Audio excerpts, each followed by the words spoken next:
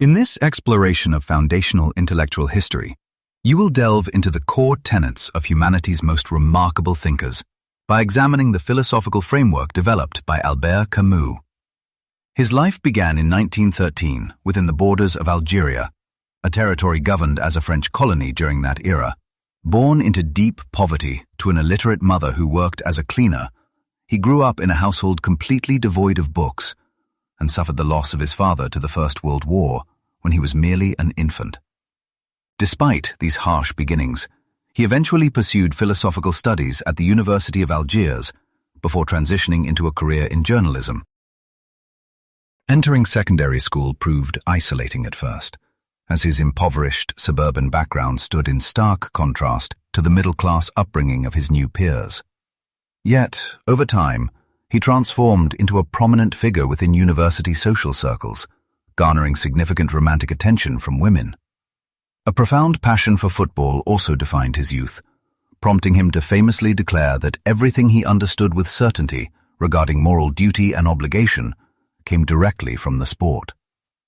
Tragically, a severe bout of tuberculosis afflicted him at the age of 17, violently halting both his academic pursuits and his athletic endeavors. While recovering, a deep fascination with the performing arts took hold, leading him to found an avant-garde theatrical troupe known as the Théâtre de l'Équipe.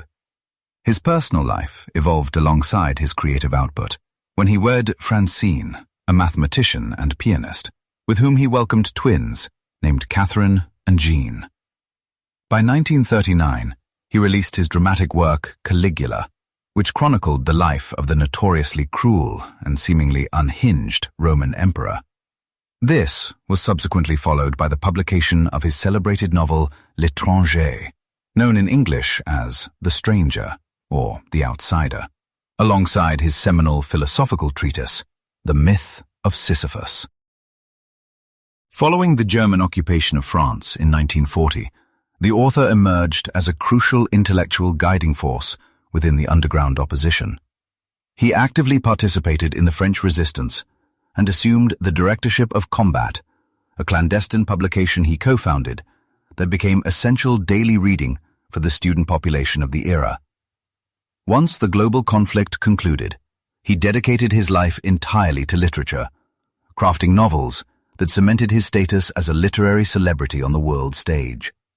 This illustrious career culminated in him receiving the Nobel Prize for Literature in 1957 at the age of 44, securing his place as the second youngest laureate ever to achieve this honor. Upon accepting the award, he observed that a writer, whether dwelling in obscurity or fame, oppressed by tyranny or enjoying temporary liberty, finds justification through community only by shouldering the dual burdens of serving both truth and freedom. During this period, a fierce war for independence raged in Algeria, sparking intense global debate and causing him immense emotional anguish. Consumed by the unfolding crisis, he firmly rejected the push for Algerian sovereignty, harboring a deep conviction that his lifelong connection to his childhood homeland granted him an equal claim to its soil.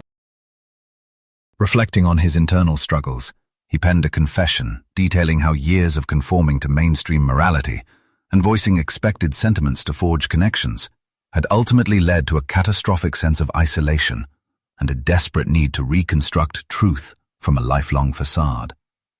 The financial windfall of the Nobel Prize permanently banished his poverty, yet he maintained a remarkably austere lifestyle, indulging only in refined clothing.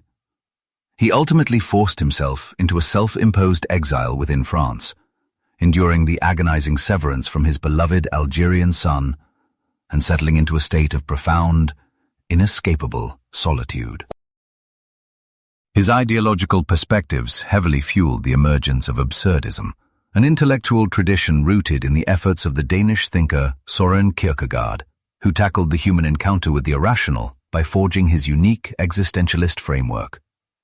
Although scholars frequently categorize the Algerian-born writer as a core existentialist, he vehemently repudiated this label throughout his entire career. He meticulously structured his literary progression into distinct thematic phases, ensuring each cycle featured a complementary novel, play, and essay. After exploring the concepts of the absurd and the rebellion, he sensed he was crossing the threshold into a final era of his work, one dedicated exclusively to exploring love and happiness. Tragically, this anticipated final chapter was never realized, as a fatal automobile crash claimed his life in 1960 during a return journey to Paris. Investigators recovered an unused train ticket from his coat, while the twisted wreckage yielded the handwritten manuscript of an epic narrative he believed would stand as his ultimate masterpiece. His daughter, Catherine, later edited and released this unfinished text 34 years post-mortem under the title The First Man, an instant commercial success that offered you unparalleled insight into its creator's psyche. As he famously articulated, humanity constantly confronts the irrational, harboring a deep internal yearning for both profound joy and logical coherence.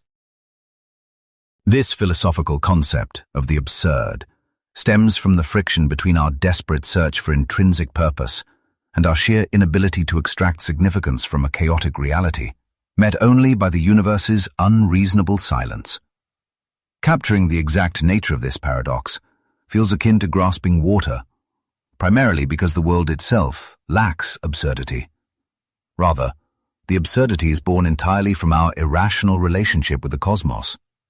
It functions as the sole connective tissue between humanity and the environment, meaning that neither the mind nor the universe alone generates the absurd, but their simultaneous, contradictory existence forces it into being. As you will see in his novel L'étranger, these complex themes of alienation are masterfully illustrated through the protagonist, Meursault, who reacts to his mother's passing with chilling emotional detachment. Operating with total disregard for societal norms, his unfiltered honesty completely alienates him from his peers, a trajectory that culminates in a notorious and fateful confrontation with an Arab man on the sun-drenched beaches of French Algiers. The blazing sunlight seemed to echo across the sandy expanse, pushing heavily against my back while searing my face, causing perspiration to pool above my eyes. It felt identical to the scorching glare present during the burial of my mother, bringing back the intense aching in my brow as every blood vessel pulsed simultaneously. Venturing a solitary stride ahead, the seated Arab suddenly unsheathed his blade, raising it into the harsh light so it resembled a gleaming, elongated sword plunging straight for my head. My entire body seized with tension, my fingers constricting around the firearm until the hammer finally fell, marking the irreversible genesis of my downfall. I instantly understood that I had shattered the harmonious equilibrium and tranquil quiet of that shoreline, prompting me to discharge 4 additional traceless rounds into an already motionless corpse, each shot echoing like a distinct rap on the gateway to misery. In a nonsensical and unintentional gesture, Meursault ends the life of a complete stranger, driven merely by a fleeting wave of panic as the blinding rays caught the steel blade and perspiration blinded him. This tragic instant thrusts him into a societal arena of moral evaluation, where his impending execution forces a torturous awakening to the realities of humanity, perfectly illustrating the concept of the absurd. An individual possessing a strong desire to exist, who is nonetheless fated for execution. Driven by an uncompromising compulsion for honesty, the protagonist is afflicted by a steadfast refusal to exaggerate his emotions, famously remaining entirely neutral when questioned about mourning his deceased parent. Ultimately, it is this unwavering dedication to absolute personal truth and emotional authenticity that provides the foundational significance for the entire literary work. During that identical period, the author released The Myth of Sisyphus, a text heavily shaped by the intellectual legacies of Soren Kierkegaard, Arthur Schopenhauer, and Friedrich Nietzsche. The essay opens with the bold assertion that evaluating whether existence warrants continuation represents the only genuinely critical dilemma in philosophical inquiry, centering primarily on a concept termed philosophical suicide rather than the literal termination of one's life.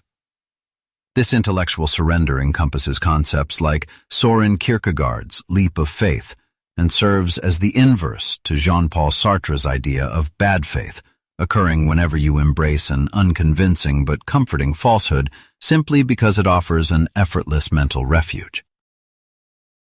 Consequently, the writer emphasizes the necessity for existentialism to remain secular, arguing that adopting prepackaged religious doctrines constitutes the most prevalent method of intellectual self-destruction.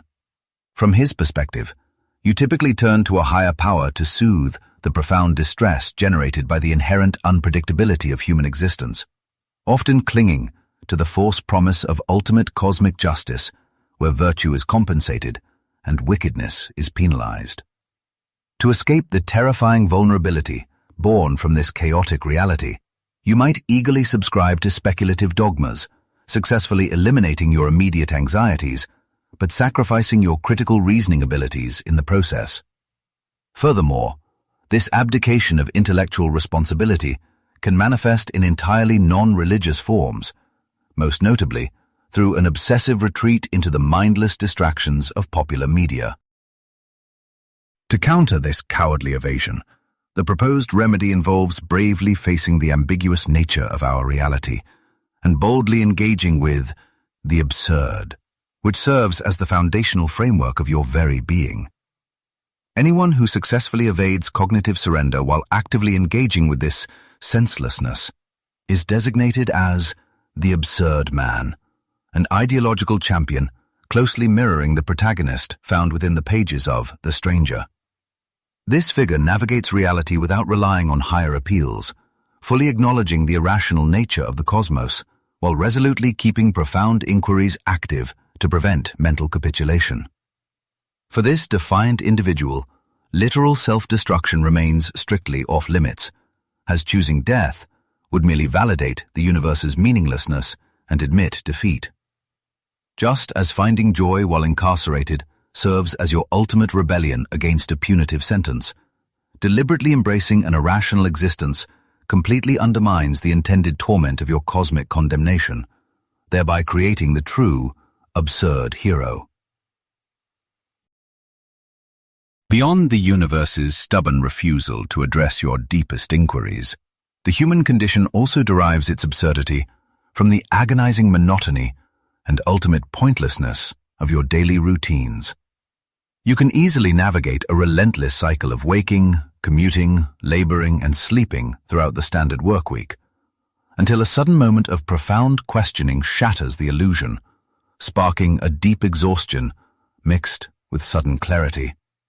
This inescapable repetition extends even to your leisure time and holidays, which ultimately serve as mere derivatives of previously encountered events, offering no concrete evidence that your enduring efforts will yield any lasting significance. Following your eventual demise, you will likely fade into complete obscurity, your very grave markers weathered into unreadable slabs, while the planet itself is destined for incineration by our swelling star. In the grand cosmic scheme, absolutely no trace of humanity's collective endeavors or individual hardships will survive, guaranteeing that all your monumental battles will inevitably crumble into meaningless ash. The philosopher Albert Camus draws a profound parallel between our shared, absurd predicament and the ancient myth of Sisyphus. You might recall this legendary figure, cursed by the divine, to spend eternity pushing a massive boulder up a steep incline, only to watch it tumble back down just as he nears the summit. Yet, as you navigate your own existence, you must realize that life's inherent absurdity does not simply arise from endless, repetitive drudgery. Rather, it is your acute awareness of this inescapable fate, your refusal to succumb to the escape of philosophical suicide, that truly defines the absurd nature of human consciousness. In a famously striking declaration, the author asserts that the sheer effort of striving upward is sufficient to fulfill the human spirit, compelling you to envision Sisyphus as a joyful being. This specific joy emerges not from delusion, but when you fully embrace life's meaninglessness while stubbornly refusing to surrender to it, cultivating a passionate engagement with existence that stands in stark contrast to bleak nihilism. Consequently, the act of revolt becomes a foundational pillar in this philosophy, demanding that you maintain a clear, unwavering vigilance over the irrational nature of the universe. To actively choose life and persist, Camus argues that rebellion remains one of the few logically sound stances you can adopt against the cosmos. He describes this as an unrelenting battle between humanity and the surrounding darkness, a demanding pursuit of clarity in a universe that continuously denies you any answers. Such defiance lacks optimistic aspiration or hope. It is instead a profound acceptance of a devastating destiny, but fiercely stripped of the passive submission that usually follows. Ultimately, rebelling means fiercely rejecting the irrationality of your current state, thereby affirming a deep desire for a more elevated, meaningful way of being. Similar to Friedrich Nietzsche, Camus positioned the wholehearted acceptance of one's destiny at the very core of his worldview, urging you to develop a fierce determination to experience everything life offers without pushing any aspect away. This profound embrace is closely tied to the ancient principle of amor fati, or the love of one's fate, a doctrine heavily championed by the Stoics. For instance, the Roman Emperor Marcus Aurelius observed that a raging inferno transforms whatever is tossed into its depths into brilliant light and heat. Similarly, Epictetus advised against demanding that the universe bend to your desires, suggesting instead that you learn to welcome events exactly as they unfold to ensure a smoother, more harmonious existence. Nietzsche further developed this sentiment through his concept of the eternal recurrence, which demands an unconditional love for existence that embraces not only joy and beauty, but also agonizing pain, wickedness, and ultimate destruction. Under this philosophical framework, the highest form of paradise you could ever hope to experience is simply reliving your exact earthly journey over and over again. This represents the ultimate triumph of a vibrant, life-affirming spirit, a perspective that naturally fuels the fire of conscious defiance. For Camus, when you validate a richer, more authentic reality in this way, it inevitably serves as the primary catalyst for human rebellion. In his seminal 1951 work, The Rebel, the philosopher contends that true existence requires active resistance, though this defiance must carefully honor its own inherent boundaries.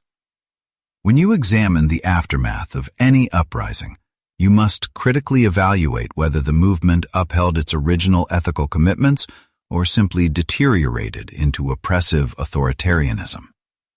While your initial encounter with the absurd is an intensely solitary agony, the spark of insurrection immediately transforms this personal anguish into a shared, communal struggle. Consequently, the crucial first action for any mind drowning in the irrationality of the cosmos is to recognize that this profound alienation echoes throughout all of humanity. You must understand that the entire human race endures the agonizing rift separating itself from an indifferent, silent world.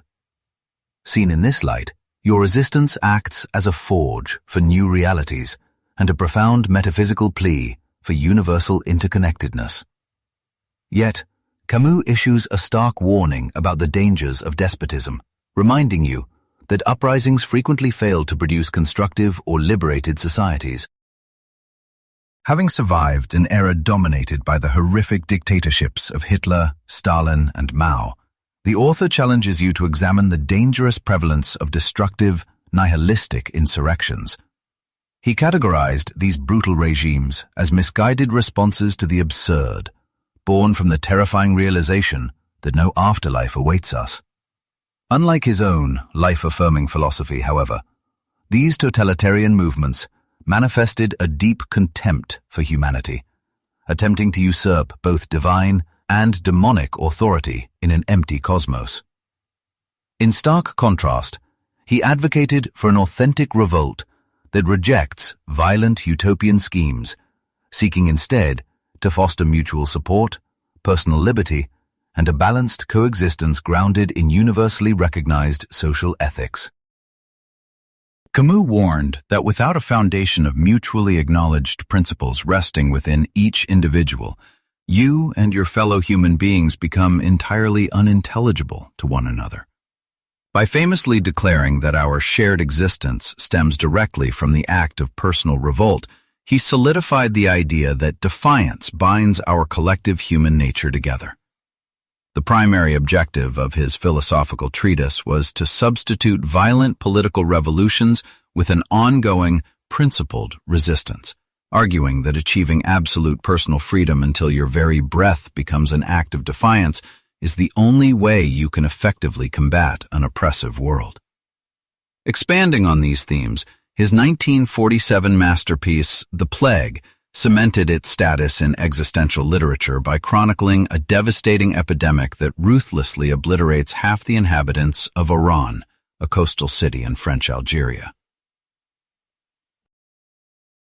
You will find this narrative particularly resonant in the wake of the devastating pandemic of 2020, as it delivers profound ethical guidance during times of widespread disease and societal breakdown, exposing inescapable truths about human frailty. Filtered entirely through an absurdist perspective, the lethal contagion symbolizes the irrationality of existence itself. It operates without justice, logic, or moral retribution. Because the cosmos remains utterly apathetic and distributes agony at random, your only meaningful response is to cultivate deep compassion and actively aid those in distress. This is perfectly exemplified by the protagonist, Dr. Hoyeux, who fully acknowledges the senselessness of the tragedy yet dedicates himself relentlessly to alleviating the agony of his neighbors, illustrating the author's poignant conclusion that their struggle is a matter of basic decency rather than grand heroism.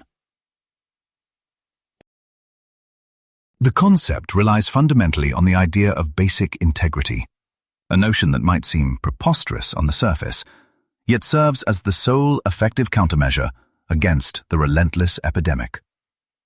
When questioned about the precise nature of this integrity, the medical practitioner admits his inability to provide a universal definition, though he asserts confidently that for him personally, it simply means fulfilling his professional obligations.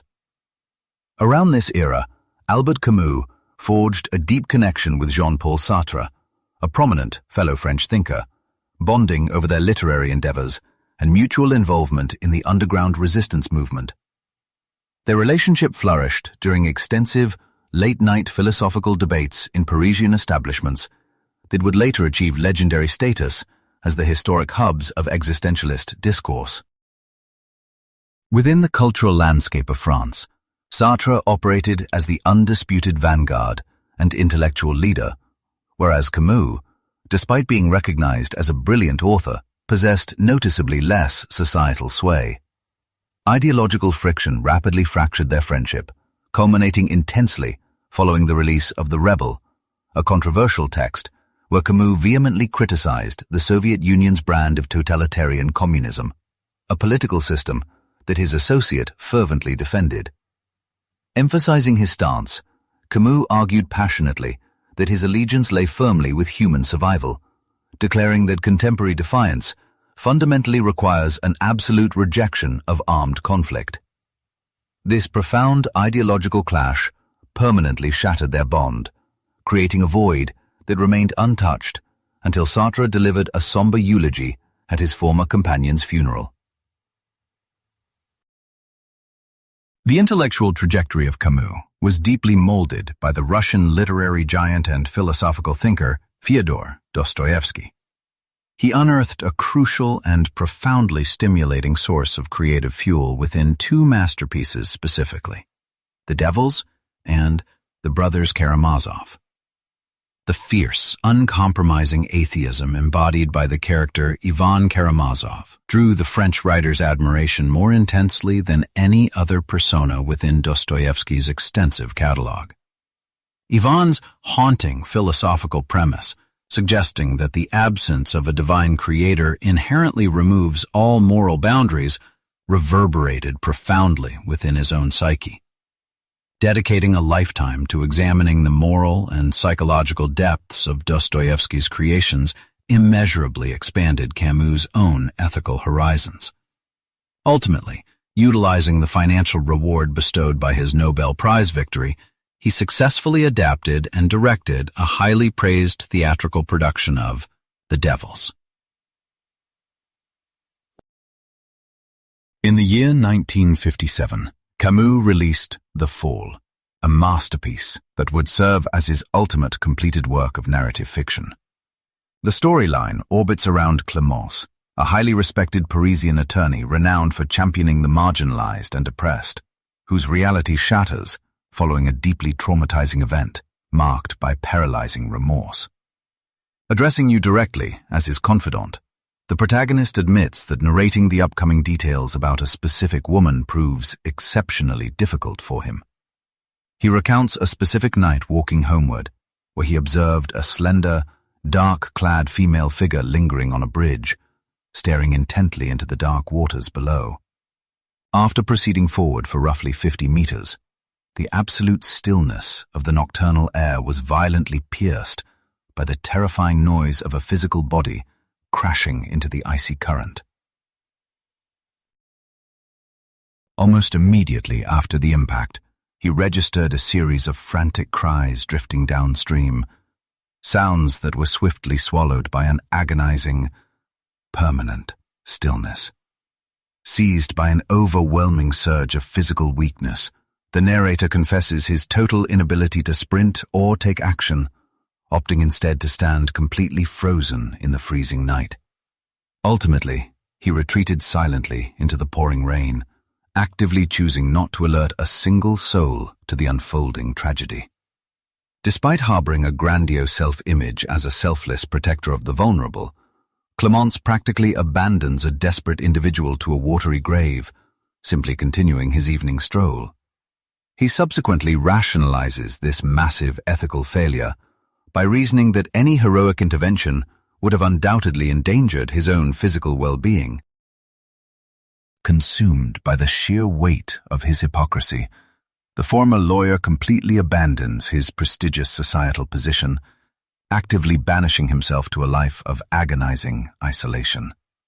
He squanders his remaining days in a dimly lit tavern, endlessly pouring out self-accusations and confessions to anyone willing to listen, desperately attempting to purge his overwhelming guilt and loneliness. This relentless pursuit of narrative absolution functions as a thinly veiled, deeply personal admission from the author himself. During this exact time frame, Camus' own spouse was enduring severe clinical depression, requiring extensive psychiatric hospitalization.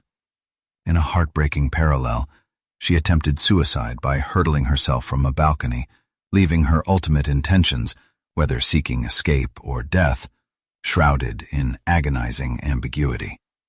This devastating real-world reality of his wife plummeting from a great height mirrors the fictional woman descending into the Seine, thereby bestowing the novel with its evocative title, The Fall.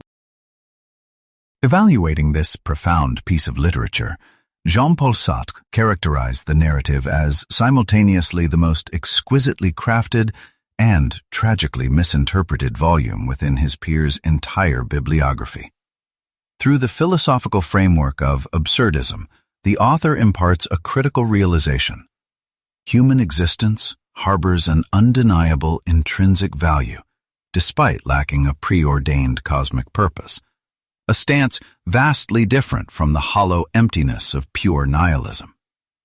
His grounded, profoundly empathetic nature transforms him into a steadfast, reliable companion for you, providing vital emotional navigation through the suffocating storms of severe anxiety, deep depression, or suicidal ideation. He stands eternally as an unyielding defender of vitality, vehemently urging you to experience every raw, overwhelming facet of life, even if it brings you to tears.